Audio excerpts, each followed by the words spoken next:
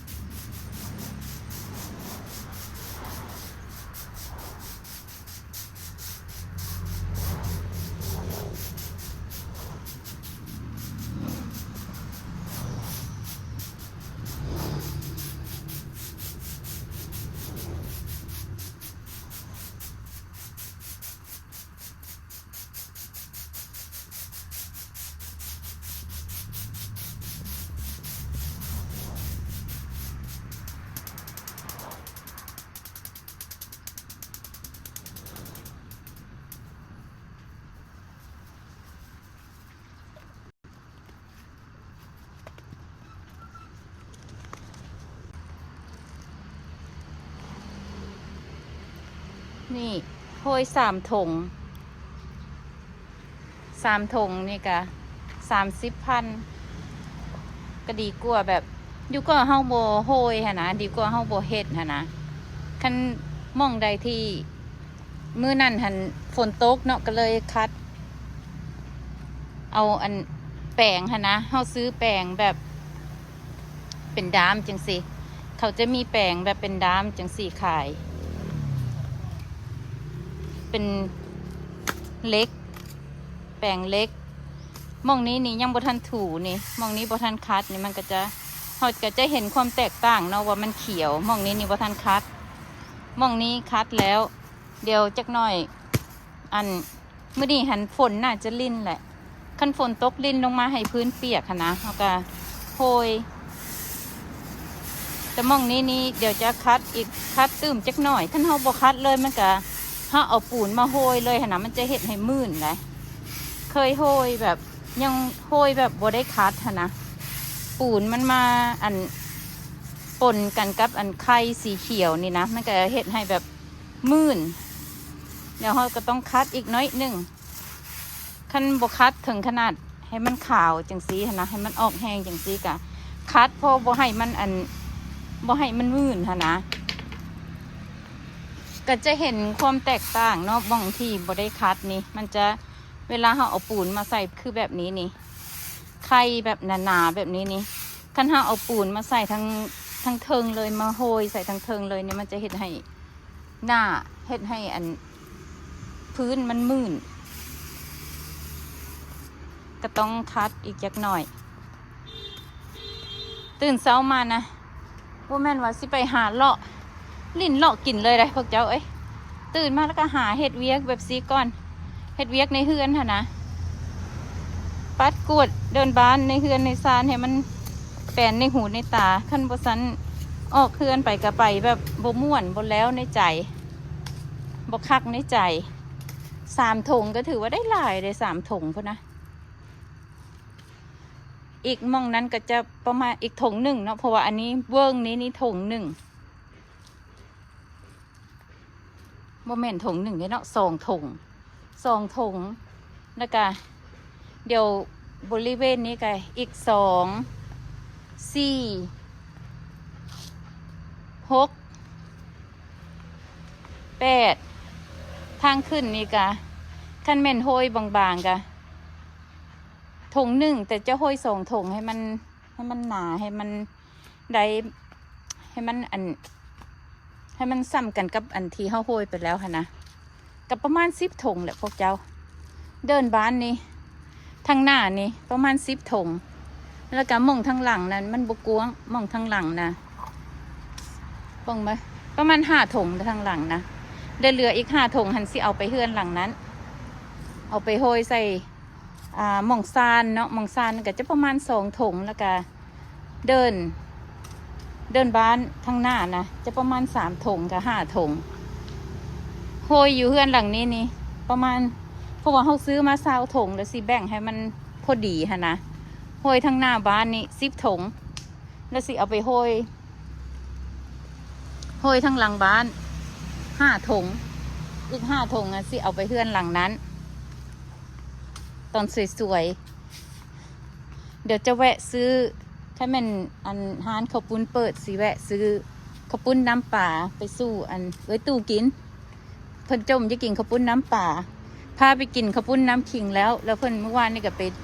กินผู้เดียวเมื่อวานนี้เพิ่นไปกินผู้เดียวข้าวปุ้นน้ำขิงมื้อนี้หันสิซื้อข้าวปุ้นน้ำป่าไปสู้เพิ่นกินตอน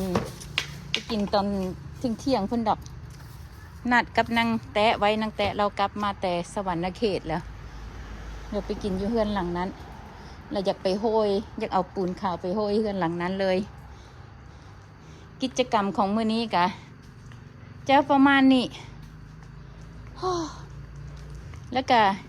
เดี๋ยวจะมีโครงการผู้แม่โครงการเดี๋ยวจะมี experiment นี่คือการทดลองเริ่มเดือนหน้าคือเดือน7เดือน8เนาะเดือนนี้เดือน7ปะเจ้าจะเป็นศาสตร์ลืมมื้อลืมวันลืมเดือน7 เบิดเดือนเจ็ดนี่เริ่มต้นเดือนแปดนี่เราจะมาทดลองการใช้จ่ายแบบคือคนโลโก้นะคือคนอยู่ลาวนะคือคนลาวนะหน่อไม้นี่เห็นบ่สูงขึ้นไปจนฮอดพุ่นละอันนี้นี่โตอาทิตย์ก่อนนี่สองสามมื้อก่อนตอนหลานมาตัดนี่นะว่าสิมาตัดลงแล้วเอาไปเฮ็ดหน่อไม้ส้มกะมัวแต่ไปหั่นมานี่ไปหาเฮ็ดแนวอื่นแล้วก็บ่ได้เฮ็ดหน่อไม้ส้มมันสูงไว้แท้ๆได้พวกเจ้าเอ้ยเจ้าเบิ่งไหมมื้อนั้นหั่นอันมื้อใดเนาะอาทิตย์แล้วนี่บ่หลานมาตัดอันนี้ให้นะเตี้ยๆซ้ำนี่เตี้ยๆซ้ำนี่ได้เจ้าเบิ่งไหมพุ่นน่ะมันขึ้นมาจนท่วมหัวแล้วพวกยาวขึ้นไปเป็นไม้ล่ะจักสิเฮ็ดจังใดดีสิตัดลงหรือว่าป้าให้มันเป็นไม้คันป้าให้มันเป็นไม้มันก็สิหนาโพดแล้วก็ตัดเนี้ยนี่แถวนี้นี่แบบมันสิล้มมันมันเอียงมันก้มลงมาจังสีก็ต้องตัดเพราะฉะนั้นมันก็ล้มมาแห้งแล้วมันก็ล้มหากใครแน่แล้วตัวที่มันล้มลงไปใส่กับสายไฟนะเขาให้หลานมาซอยตัดออกแล้วขนาดตัดแบบก็ได้ตั้งใจตัดเนี่ยก็ยังแบบเต็มเลยก็เอาไปไซส์เวียกได้ยังต้องเอาไปไซส์เวียกหันเวียกนี่อยู่มีแพลนในหัวอยู่ว่าอันเบิ่งข้อไก่เดี๋ยวจะมีการจะเริ่มเลี้ยงไก่แต่ยังบ่ฮู้ว่าเลี้ยงหม้องใดมันสิเหมาะสมเลี้ยงทางหลังบ้านหรือว่าจะเอามาเลี้ยงทางข้างบ่ทางหน้าเพราะว่าเดินบ้านเขากับมันกวงเดี๋ยวเขาปรับให้มันเป็นคอกไก่หม่องใดหม่องหนึ่งเดี๋ยวถ้าเบิ่งอันโครงการว่ามันสิเป็นจังใดแต่นั่นก็คือความตั้งใจแหละคันสิเว้านี่หม่องนี้นี่ก็เฮ็ดได้เนาะปรับมาเป็นคอกไก่ได้โอ้ยโครงการในหัวเนาะพวกเจ้าบ่อึดแต่แนวอยากเฮ็ดแต่มันก็มี2 มือนะก็เฮ็ดได้ซ้ำมักเพชรนี่นะเพชรแท้ๆได้นี่มักเพชรขี้หนูเม็ด1 2 เม็ดนี่ใส่แกงนี่ก็เพชรจนกินบ่ได้พุ่นละอันนี้แบบเฮาตัดลงมามันสูงแหงตัดลงมาแล้วก็มากาไว้เสียบไว้กาไว้มันก็ขึ้นจังซี่แล้วเฮาก็ขยายไปต่อแบบปลูกจนว่าเต็มปลูกจนว่าตะกี้ตอนมาอยู่ใหม่ๆนะบ่ได้มีดอกมีต้นบ่มีอันกกไม้กกตอกแบบนี้เพราะว่ามันบ่มีคนโฮสต์บ่มีคนเบิ่งให้เฮาอะนะอันนี้เฮามันสูงคือจังซี่นี่ตัดลงมาแล้วก็มากามาอันนั้นไว้แล้วก็ไปปลูกต่อแบบบ่จำเป็นต้องไปซื้อใหม่หั่นนะอันนี้ก็ขยายออกก็ง่ายเนี่ยตอนซื้อมาหันมี3 ใบอันนี้ก็ขยายออกมาได้ต้นนี้ต้นนั้นแล้วก็เอาไปเฮือนหลังนั้นอีกต้นบักใหญ่ซ้ำนี้ขันอยากขยายก็ตัดครึ่งนั่นก็ได้ก็ตัดเอา3 ใบตัดเอา2 3 ข้อนะแล้วก็ไปปลูกไม้ไปกะไปขยายอันนี้ซื้อมาต้นหนึ่งนี่อันมันสูงมันเท่ามันอันนั้นหลายแล้วเราก็ตัดแล้วก็ไปกาได้4 ต้นเดี๋ยวอยู่หลังบ้านนะที่กานะเดี๋ยวจะให้เบิ่งลีนอนอยู่นี่บ่สู้เขาบ่ไหวเนาะบ่มักเนาะเด็กน้อยอยู่ในนองบ่ตัวเองบ่เป็นเด็กน้อยเลยได้เนาะตัวเองใหญ่เป็นสาวเลยเนาะป้าให้เด็กน้อยอยู่ทางในนะเด็กเบิ่งมาพวกเจ้าเอามากาใหม่นี่คุณนะตัดซ้ำคืบนี่เลยตัดซ้ำคืบ1นี่เนาะคือแบบคืบจังซี่นี้แล้วก็เอามากาใหม่ต้นอันนี้ฮะง่ายอยู่เท่าไหร่ได้แค่มันอยู่มองห่มแล้วก็ได้แดดน้อยๆนึงมันมักต้นอันนี้มักห่มแล้วคันอยู่แดดแล้วมันจะแห้งจะตายเหลืองเดี๋ยวจะหามองเหมาะสมปลูกทั้งข้างเฮือนนั่นก็ปลูกกับพอดีแต่ว่ามัน ยามฮ้อนนี่มันห่มบ่พอแต่มันก็บากใหญ่ๆจนเฮาเอามาตัดได้ซ้ำนี่จากต้นหนึ่งนี่เอามาขยายเป็น5 ต้นล่ะ5 ต้นก็เจ้าเบิ่งดูพวกเจ้ามันแตกออกมาโมเมนต์แต่หน่อเดียวได้มันแตกออกมาบางอันหั่นได้ตอนนั้นหั่น2เป็น2 ต้นพุ่นน่ะโอ้แดดนี่ก็บัดสิใส่บัดสิไปหาหมวกใส่ซะบ่ห่มบัดบ่ใส่หยังพัดแดดอันเบิ่งดูเอิ้นหมู่มานะเอิ้นหมู่มากินข้าวส่วนหมู่มากินข้าวแบบมีแผนได้นี่ส่วนหมู่มากินข้าวแบบมีแผนให้หมู่มาทำความสะอาดซอยนี่ เด้อดอกอัญชันเจ้าเด้ดอกอัญชันเป็นสั้นได้อเฮ้ยตัวนี้ เจ้าสังเกตอยู่วะบัดมันอันเป็นมากล่ะเป็นเม็ดแล้วเจ้าเอาเมื่อวานใส่ในหัวหลายแท้ๆ Good morning พี่สาวโอ้เบียกหลายเด้อมื้อนี้ค่อยจะตัดเครือดอกเครืออันสั้นนี่เพราะน้ำมันไต่ขึ้นไปสิฮอตแล้วฮอตสายไฟล่ะยังน้อยเก็บดอกมันไว้ต้มนะ เด้ผู้ดูเก็บนะอันเด้ผู้ใดผู้ดูเก็บเด้เอาอันเด้ยังลายอีกนี่เดี๋ยวค่อยสิตัดลงมาแล้วเจ้าเก็บเอาโอเคบ่แม่นบ่ผู้เว้าซื้อยานแมงบงอ่ะฮะผู้เว้าซื้อยานแมงบงบ่ได้มีบงนะดอกอัญชันแม่นบ่มักต้นไม้แล้วท่านยานแมงบงยักหมาท่าใดก็ค่อยก็บ่เข้าใจค่อยก็งงกับเจ้าอยู่ได้นี่เจ้ามาท่าใดนี่มาท่าอยากเฮ็ดสวนยานบงนี่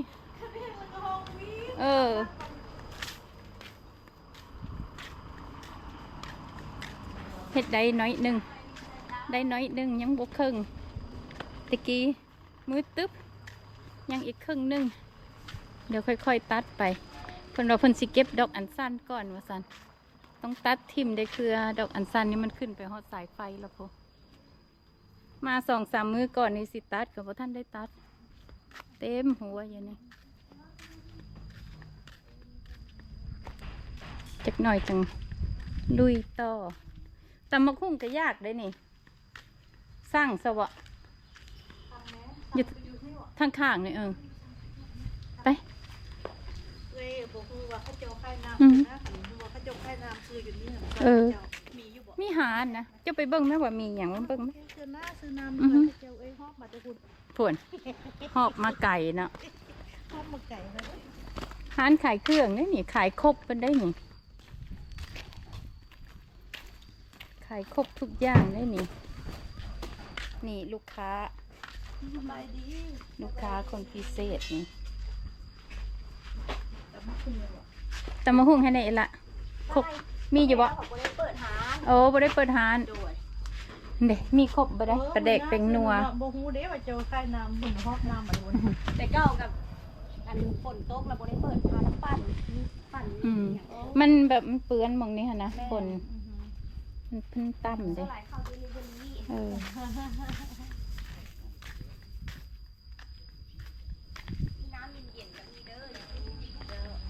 โอ้หิวละได้นี่ป้าไปมากินเถอะหิวละยังไม่ทันกินยังได้แต่เช้านี่กินก่อนจังไม่เห็ดต่อ